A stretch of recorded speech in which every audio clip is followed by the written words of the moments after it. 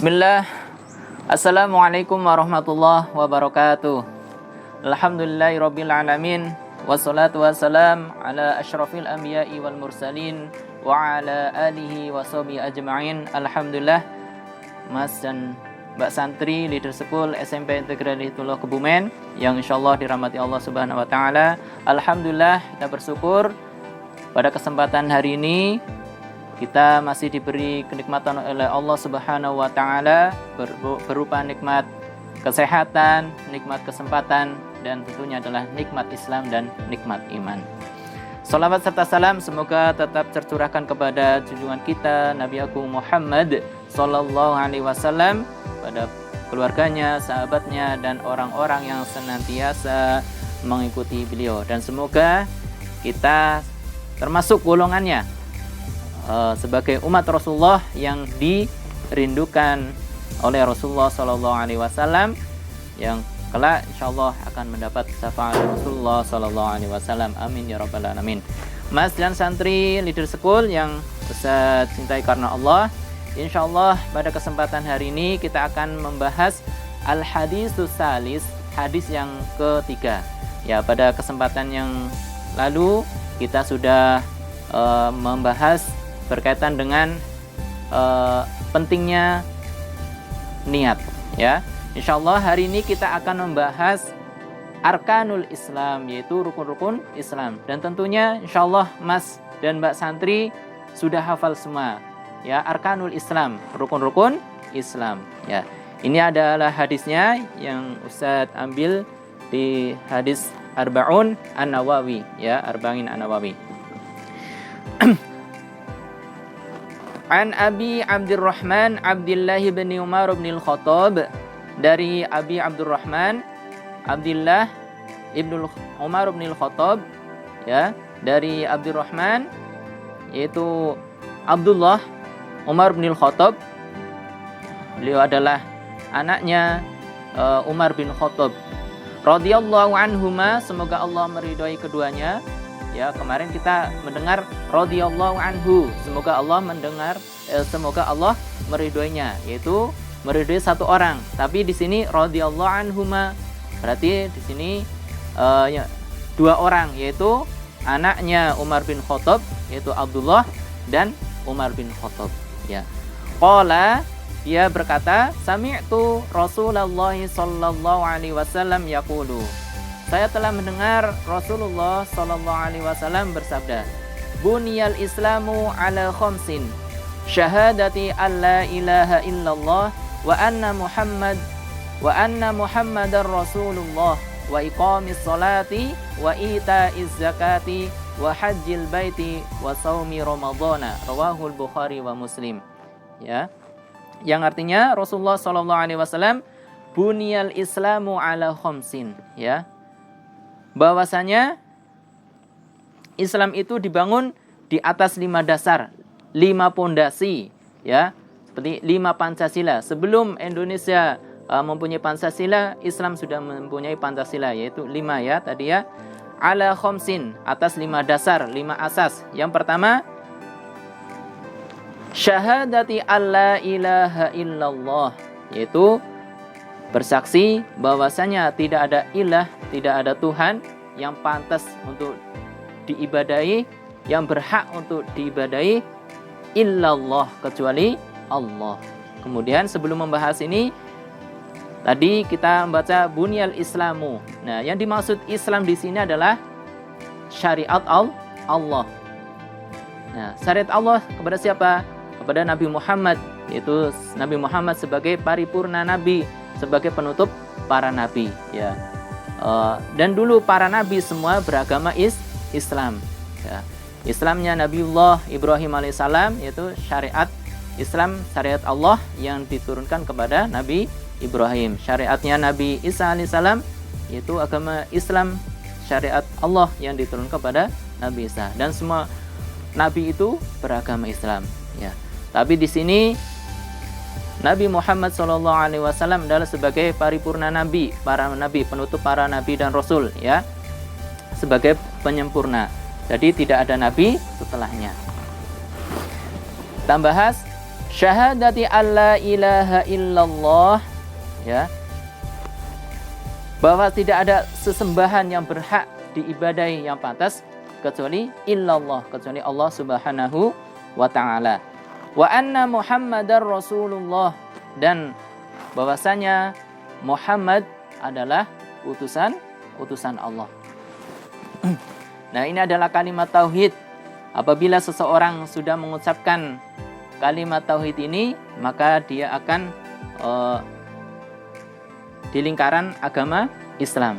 Ustadz ibaratkan sebagai ketika kita login, ya, kita akan di situ mengisi username, nah kemudian password. Nah, apabila kita hanya mengucapkan asyhadu alla ilaha illallah, saya bersaksi bahwanya ada Allah yang berhak diibadahi hanya Allah, tapi ketika kita belum mengatakan wa anna Muhammadar Rasulullah, dan bahwasanya sesungguhnya Nabi Muhammad adalah utusan Allah, maka kita belum dinamakan sebagai seorang Islam. Ibaratnya tadi ketika kita masuk ke username, kita masukkan username, ya, ibaratnya kita hanya mengucapkan Allah adalah Tuhanku, tapi tidak mengucapkan wa anna Muhammadar Rasulullah, maka dia belum dikatakan sebagai seorang Muslim atau Islam, ya. Dulu para kafir Quraisy, mereka mempercayai bahwasanya Tuhan adalah Allah, ya, tapi mereka tidak mau mengucapkan wa asyhadu anna Muhammadar Rasulullah, wa anna Muhammadar Rasulullah, ya, tidak mengucapkan bersaksi bahwasanya Nabi Muhammad adalah seorang utusan. Yang kedua, wa iqamis sholati, dan mendirikan sholat. Nah, ini adalah sholat adalah posisi yang penting, merupakan hubungan koneksi seorang hamba kepada Allah. Dalam hadis Rasulullah SAW dikatakan amal yang pertama kali akan dihisab oleh Allah adalah sholat. Dan insya Allah Mas dan Mbak santri leader school sudah tidak diragukan lagi, minimal insya Allah sholat 5 waktunya sudah terjaga, ya. Semoga Allah memberikan kepada kita hidayah, ya, menjalankan syariatnya hingga ajal menjemput kita. Amin ya rabbal alamin. Kemudian yang ketiga adalah wa itaiz zakati, yaitu membayar zakat. Zakat itu ada 2, zakat mal dan zakat fitri, ya. Ketika kita berpuasa sebulan penuh, kemudian ketika 1 Syawal, maka kita membayar zakat fitri. Kemudian zakat mal, yaitu apabila seseorang diberi oleh Allah keluasan rezeki, apabila sudah mencapai nisab dan memilikinya minimal 1 tahun, ya, maka dia berkewajiban untuk zakat. Nah, nisab berapa, Ustaz? Nah, para ulama ada yang mengatakan nisab itu kalau mempunyai 85 gram emas. Nah, umpamanya kalau kita mempunyai uang berapa, kalau 1 gramnya sekarang umpamanya 500.000 1 gramnya, apabila sudah mempunyai tadi 85 gram, berarti kalau diuangkan berapa? 42 juta 500. Nah, maka kalau kita sudah mempunyai uang sebanyak itu, uangnya di tabungan selama 1 tahun, maka kita diwajibkan untuk membayar zakat 2,5%. Insyaallah dalam Islam itu ringan, ya, beda dengan agama yang lain. Kemudian yang keempat adalah wahajjil baiti. Nah, ini mungkin hadisnya berbeda ketika kita menghafalkan rukun Islam, syahadat, sholat, zakat, puasa, dan haji. Dan di sini haji dulu, kemudian baru wasaumi Ramadhana, berpuasa di bulan Ramadan. Nah, di sini diterangkan oleh Imam An-Nawawi, ya, kenapa disebutkan haji dulu baru puasa, ya. Karena dengan persoalan urut, bukan karena hukum, sebab puasa Ramadan itu telah diwajibkan sebelum diwajibkannya ibadah haji. Di sini dari hadis ini urutannya haji kemudian wasaumi Ramadhana. Nah, dan ada yang hadis yang lain puasa dulu kemudian haji. Ya. Para ulama mengatakan tidak mengapa, hadis itu secara makna tidak mengapa. Nah, tapi kalau Al-Quran harus sesuai dengan apa yang dari Allah Subhanahu wa Ta'ala. Kemudian tadi wahajil baiti, berhaji ke Baitullah bagi yang mampu. Siapa yang mampu? Yaitu orang yang mempunyai apa? Tadi minimal 2, ya. Harta, ya, kemudian fisik yang, jiwa yang mampu. Tadi mempunyai kemampuan materi, ya, untuk berangkat haji, untuk keluarga yang ditinggal.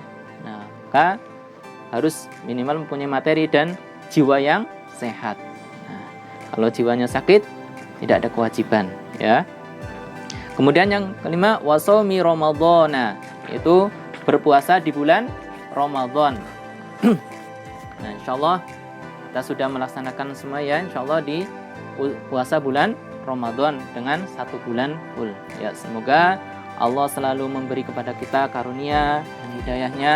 Semoga kita dapat menjalankan arkanul Islam dengan sempurna, sehingga ibarat sebuah bangunan, kalau fondasi kemudian setelah itu hal yang lain disempurnakan, kan rumah itu menjadi sempurna, ya. Semoga Allah memberikan kepada kita kelapangan rizki. Semoga kita bisa memenuhi panggilan Allah berupa haji ke Baitullah, dan fisik kita semoga selalu diberi kesehatan, ya. Cukup sekian dari Ustaz. Afa minkum. Wassalamualaikum warahmatullahi wabarakatuh.